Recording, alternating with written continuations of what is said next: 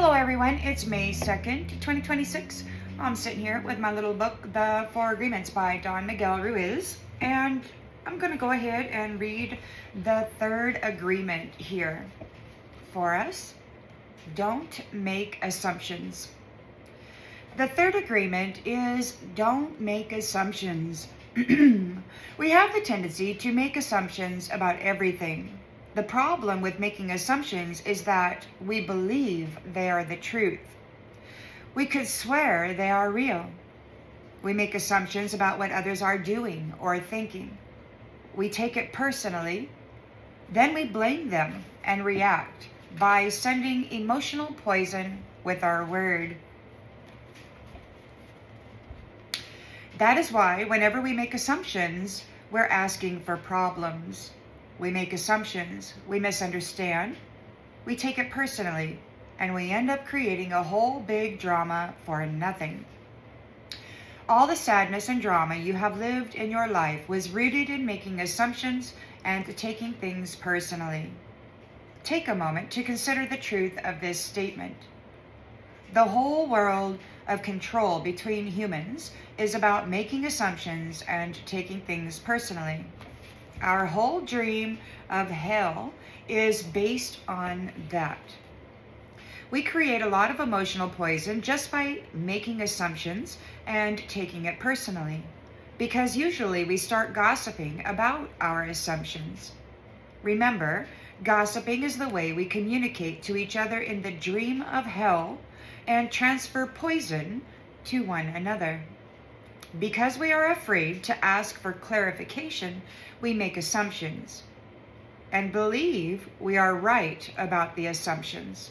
Then we defend our assumptions and try to make somebody else wrong. It is always better to ask questions than to make an assumption, because assumptions set us up for suffering. The big metote in the human mind creates a lot of chaos, which causes us to misinterpret everything and misunderstand everything. We only see what we want to see and hear what we want to hear. We don't perceive things the way they are. We have the habit of dreaming with no basis in reality. We literally dream things up in our imaginations. Because we don't understand something, we make an assumption about the meaning. And when the truth comes out, the bubble of our dream pops and we find out it was not what we thought it was at all. An example: you are walking in the mall and you see a person you like. That person turns to you and smiles and then walks away. You can make a lot of assumptions just because of this one experience. With these assumptions, you can create a whole fantasy. And you really want to believe this fantasy and make it real.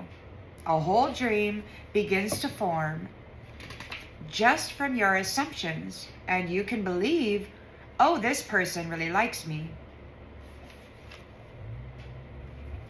In your mind, a whole relationship begins from that.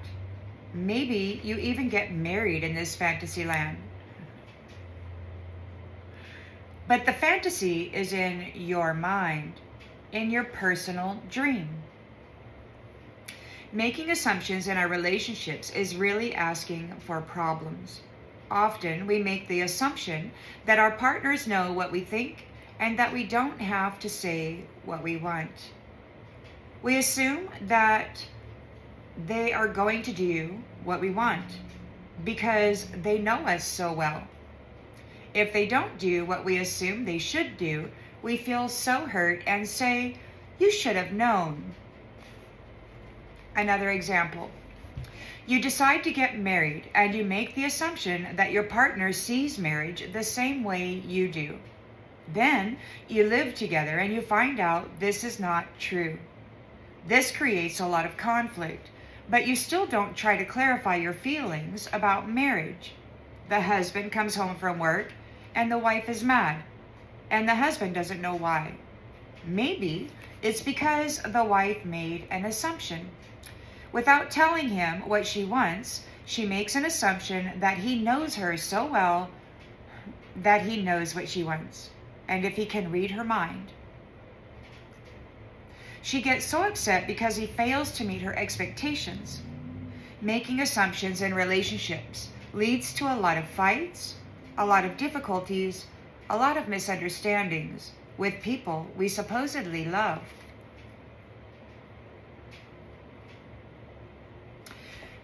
In any kind of a relationship, we can make the assumption that others know what we think, and we don't have to say what we want.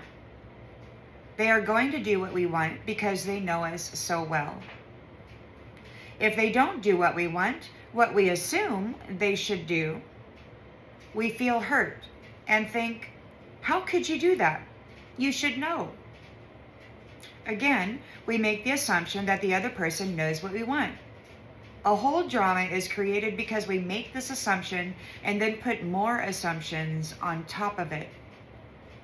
It is very interesting how the human mind works.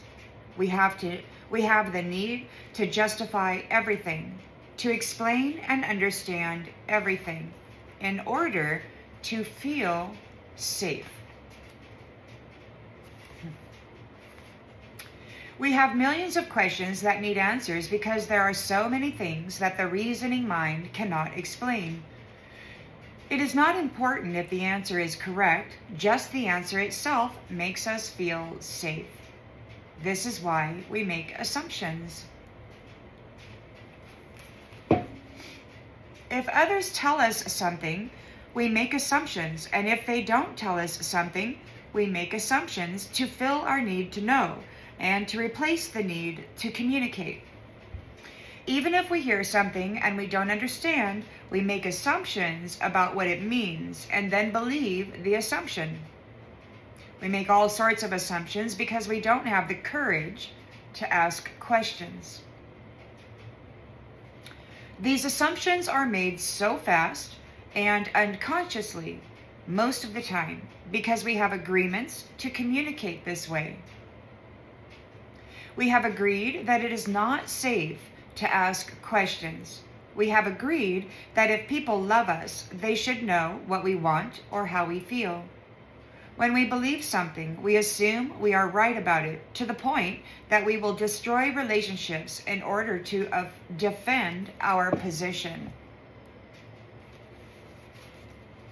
We make the assumption that everyone sees life the way we do. We assume that others think the way we think, feel the way we feel, judge the way we judge, and abuse the way we abuse.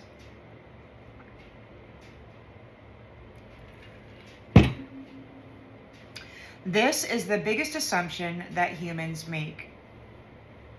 And this is why we have a fear of being ourselves around others, because we think everyone else will judge us, victimize us, abuse us, and blame us as we do ourselves. So even before others have a chance to reject us, we have already rejected ourselves.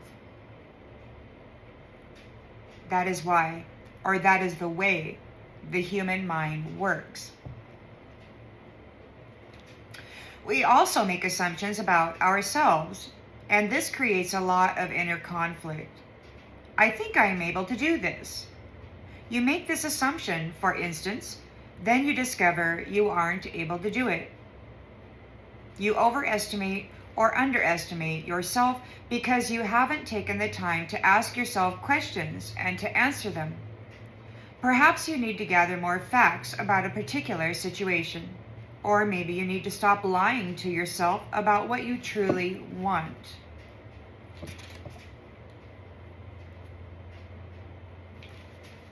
Often, when you go into a relationship with someone you like, you have to justify why you like that person. You only see what you want to see, and you deny there are things you don't like about that person. You lie to yourself just to make yourself right. Then you make assumptions, and one of the assumptions is, my love will change this person. But this is not true. Your love will not change anybody. If others change, it's because they want to change, not because you can change them. Then something happens between the two of you, and you get hurt. Suddenly, you see what you didn't want to see before. Only now it is amplified by your emotional poison. Now you have to justify your emotional pain and blame them for your choices. We don't need to justify love. It is there or not there. Real love is accepting the other people the way they are without trying to change them. If we try to change them, this means we don't really like them. Of course, if you decide to live with someone, if you make that agreement, it is always better to make that agreement with someone who is exactly the way you want him or her to be. Find someone whom you don't have to change at all. It is much easier to find someone who is already the way you want him or her to be instead of trying to change that person. Also, that person must love you just the way you are. So he or she doesn't have to change you at all. If others feel they have to change you, that means they really don't love you just the way you are. So why be with someone if you're not the way he or she wants you to be? We have to be what we are so we don't have to present a false image. If you love me the way that I am, okay, take me. If you don't love me the way that I am, okay, goodbye. Find someone else. It may sound harsh, but this kind of communication means the personal agreements we make with others are clear and impeccable. Just imagine the day that you stop making assumptions with your partner and eventually with everyone else in your life. Your way of communicating will change completely, and your relationships will no longer suffer from conflicts created by mistaken assumptions. The way to keep yourself from making assumptions is to ask questions. Make sure the communication is clear. If you don't understand, ask. Have the courage to ask questions until you are clear as you can be, and even then, do not assume you know all there is to know about a given situation. Once you hear the answer, you will not have to make assumptions because you will know the truth. Also, find your voice to ask for what you want. Everybody has the right to tell you yes or no, but you always have the right to ask. Likewise, everybody has the right to ask you, and you have the right to say yes or no. If you don't understand something, it is better for you to ask and be clear instead of making an assumption. The day you stop making assumptions, you will communicate clearly cleanly and clearly, free of emotional poison. Without making assumptions, your word becomes impeccable. With clear communication, all of your relationships will change, not only with your partner, but with everyone else. You don't need to make assumptions because everything becomes so clear. That is what I want. This is what you want. If we communicate in this way, our word becomes impeccable. If all humans could communicate in this way, with impeccability of the word, there would be no wars, no violence, no misunderstandings. All human problems would be resolved if we could just have good, clear communication. This, then, is the third agreement. Don't make assumptions. Just saying this sounds easy, but I understand that it is difficult to do. It is difficult because we so often do exactly the opposite. We have all these habits and routines that we are not even aware of. Becoming aware of those habits and understanding the importance of this agreement is the first step. But understanding it's important is not enough. Information or an idea is merely the seed in your mind. What will really make the difference is action. Taking the action over and over again strengthens your will, nurtures the seed, and establishes a solid foundation for the new habit to grow. After many repetitions, these new agreements will become second nature, and you will see how the magic of your word transforms you from a black magician into a white magician. A white magician uses the word for creation, giving, sharing, and loving.